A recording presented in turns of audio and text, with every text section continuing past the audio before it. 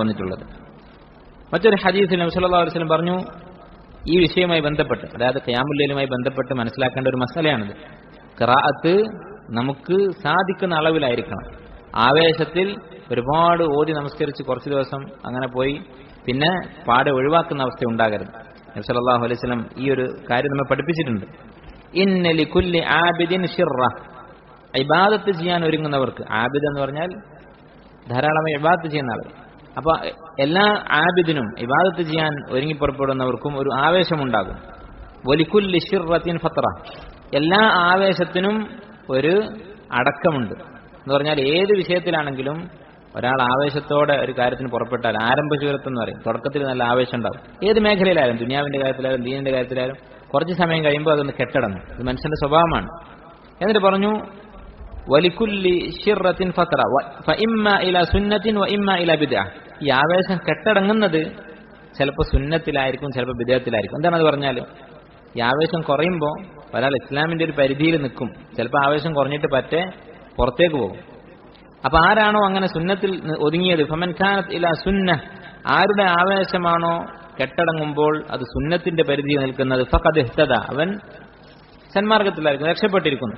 അവൻ കാനത് ഫത്രതുഹു ഇലാ ഗൈരി ദാലിക, അതല്ലാത്ത അവസ്ഥയിലാണെങ്കിൽ അഥവാ ആവേശം കെട്ടുപോകുമ്പോൾ ദീനിൽ നിന്ന് തന്നെ പുറത്തേക്കാണ് പോകുന്നതെങ്കിൽ ഫഖദ് ഹലക, അവൻ നശിച്ചിരിക്കുന്നു എന്ന് നബി സ്വല്ലല്ലാഹു അലൈഹി വസല്ലം പറഞ്ഞിട്ടുണ്ട്. അപ്പോൾ ഇത് നമുക്കൊരു മാതൃകയാണ്.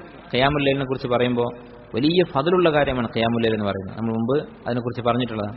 അപ്പോൾ ഇത് കേട്ട് ഒരാൾ നമസ്കരിക്കാൻ തീരുമാനിച്ചാൽ അവിടെ ചെയ്യേണ്ട ഒരു മര്യാദയാണ്, ഒരു ഹിക്മത്താണെന്ത്, സ്വന്തം നഫ്സിനോട് നമ്മളൊരു സിയാസത്ത് കാണിക്കുക. എന്താ സിയാസത്ത്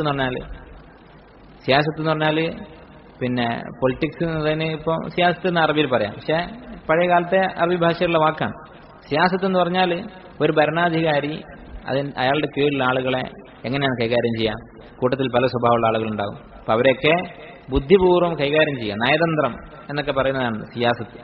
ഇങ്ങനെ നമ്മുടെ നഫ്സിനോട് നമ്മൾ സിയാസത്ത് കാണിക്കണം. എന്താണ്, ഇപ്പോൾ ഖിയാമുൽ ലൈൽ നമസ്കരിക്കാൻ തീരുമാനിച്ചാൽ ആദ്യം ഒരു റക്അത്ത് കൊണ്ട് തുടങ്ങാം. നമുക്ക് വിത്ർ ഒരു റക്അത്ത് നമസ്കരിക്കാം. അപ്പോൾ കുറച്ച് ദിവസം ഒരു റക്അത്ത്, അല്ലെങ്കിൽ വേണ്ട 3 റക്അത്ത്. വിത്റിന്റെ ഏറ്റവും കുറഞ്ഞ കമാൽ, പൂർണ്ണമായ രൂപം 3 റക്അത്താണ്. അതിനൽ കമാൽ, ഏറ്റവും കുറഞ്ഞ പൂർണ്ണമായ രൂപം 1 റക്അത്താണ്, 3 റക്അത്താണ്. അപ്പോൾ ഇശാ കഴിഞ്ഞിട്ട് പള്ളിയിൽ നിന്ന് 3 റക്അത്ത് നമസ്കരിച്ച് പോവാം എന്ന് തീരുമാനിക്കുക. കുറച്ച് ദിവസം 1-2 ആഴ്ച അങ്ങനെ നമസ്കരിക്കാം. അത് നമുക്ക് എളുപ്പമായി മാറും. പിന്നെ അത് രാവിലത്തേക്ക് മാറ്റാം. സുബഹിന്റെ ഒരു 15 മിനിറ്റ് മുമ്പ് എഴുന്നേറ്റിട്ട്, അല്ലെങ്കിൽ അരമണിക്കൂർ മുമ്പ് എഴുന്നേറ്റിട്ട് 3 റക്അത്ത് നമസ്കരിക്കാം. അങ്ങനെ വേണമെങ്കിൽ ഒരു മാസം അങ്ങനെ പോട്ടെ. അങ്ങനെ ഒരു മാസം ഈ 3 റക്അത്ത് നമസ്കരിച്ച് കഴിയുമ്പോൾ നമുക്ക് വർദ്ധിപ്പിക്കാൻ തോന്നും. ഒരു 5 ആക്കിയാൽ എന്താണെന്ന് നമുക്ക് തന്നെ തോന്നും. അതിന്റെ സുഖം നമ്മൾ അറിയും. മനസ്സാന്നിധ്യത്തോടെ നമസ്കരിക്കുകയാണെങ്കിൽ, ആ സമയത്ത് ദുആ ചെയ്യുകയാണെങ്കിൽ അതുകൊണ്ടുള്ള നമ്മുടെ ഹൃദയത്തിന്റെ സമാധാനം, ശാന്തി അത് നമ്മൾ അനുഭവിക്കും. അപ്പോൾ നമ്മൾ സ്വാഭാവികമായിട്ടും 5 ആക്കും. അങ്ങനെ 5 ആയിട്ട് ഒരു 2, 3, 4 മാസം 5 റക്അത്ത് നമസ്കരിക്കുക. ഇങ്ങനെ പതുക്കെ പതുക്കെ കൂട്ടിക്കൊണ്ടുവരിക. അത് നബി സല്ലല്ലാഹു അലൈഹി വസല്ലം ഇവിടെ പഠിപ്പിക്കുകയാണ്. എല്ലാ ആബിദിനും ഒരു ആവേശം ഉണ്ടാകും. അപ്പോൾ ഈ ആവേശത്തിന്റെ പുറത്ത് തുടക്കത്തിൽ തന്നെ വലിയ അളവിൽ ഇബാദത്തുകൾ ചെയ്യരുത്.